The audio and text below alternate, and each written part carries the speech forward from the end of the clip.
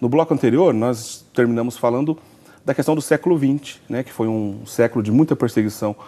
Bom, a humanidade inteira sofreu com o século XX, com os regimes totalitários. Talvez nunca na história da humanidade houve tamanhos genocídios por exemplo, o comunismo promoveu. Não podemos esquecer do nazismo também, entre outros problemas como o fascismo, etc. Mas nessa ocasião, no século XX, muitos cristãos também sofreram. E, de certa forma, o senhor estava explicando para a gente que isso não é novo, né? Mas de uma maneira nova aconteceu no século XX. Será que a gente poderia afirmar, Dom Falcão, que até a volta de Nosso Senhor Jesus Cristo, a gente não vai... a igreja, os cristãos não vão ficar de alguma maneira livres de algum tipo de perseguição e até mesmo dando a própria vida para isso?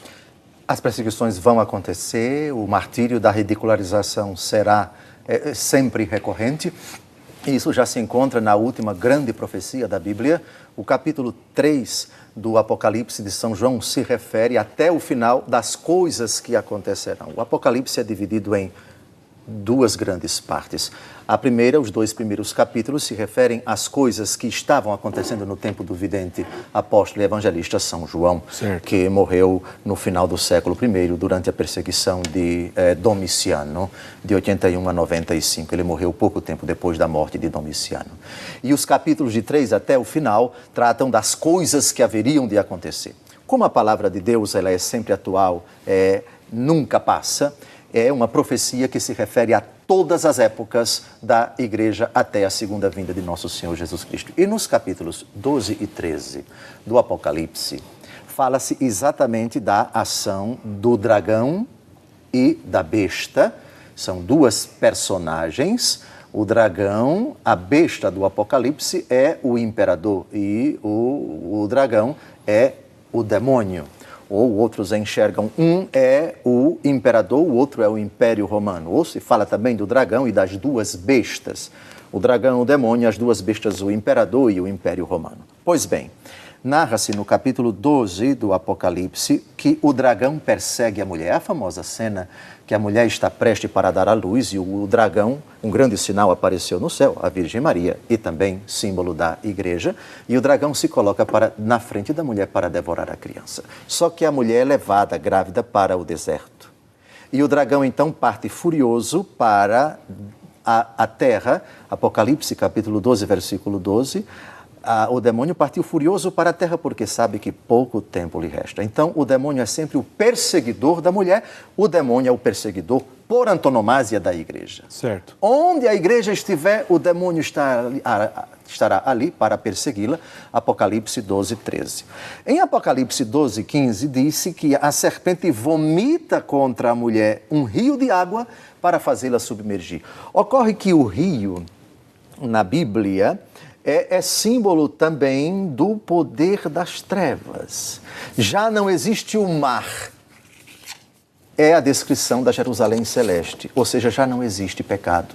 O vômito do rio de água, o que significa isso na simbologia da literatura apocalíptica? Lembra quando nosso Senhor Jesus Cristo disse: avancem para as águas mais profundas, eu farei de vós pescadores de homens? O que significa pescar o homem? É tirar do fundo do rio, é tirar do poder das trevas a pessoa, é resgatá-la. Ele estava morto e reviveu, estava perdido e foi achado. Assim termina Jesus, a parábola do filho pródigo. Pois bem, a serpente vomita contra a mulher um rio de água, mas para fazê-la submergir. Como é que a igreja submerge? Como é que a igreja se depaupera? Como é que a igreja se fragiliza? Com o pecado dos seus filhos.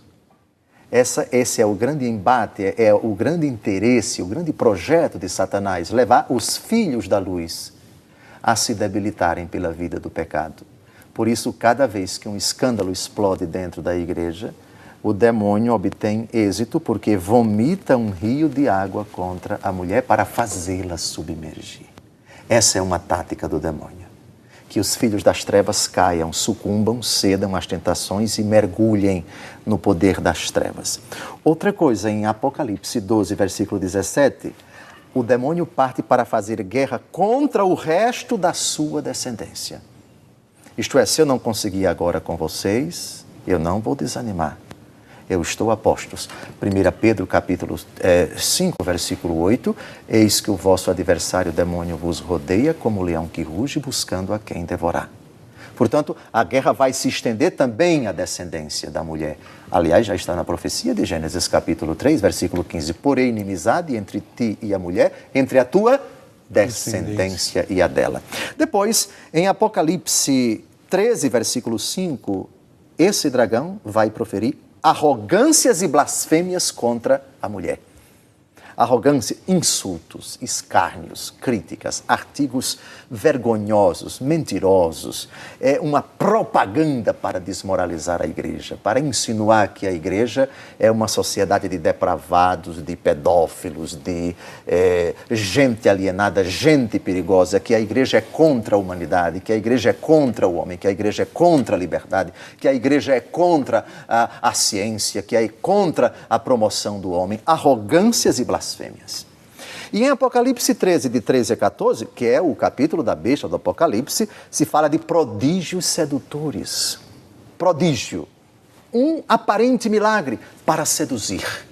Então nós temos a sedução da literatura, nós temos a sedução de determinados esquemas e estruturas, regimes totalitários que enganam as pessoas, fazendo-as pensar que aquilo é a salvação, que aquele é o Cristo, que aquela é a solução, sem falar das muitas mentiras, dos muitos engodos, das meias-verdades, de uma legislação anticristã, de uma legislação permissivista que infelizmente se espalha a 3x4 no mundo. São algumas das manifestações de Satanás. Tudo já está, de certa forma, cifrado, tudo já está, de certa forma, codificado nessas imagens surpreendentes do Apocalipse.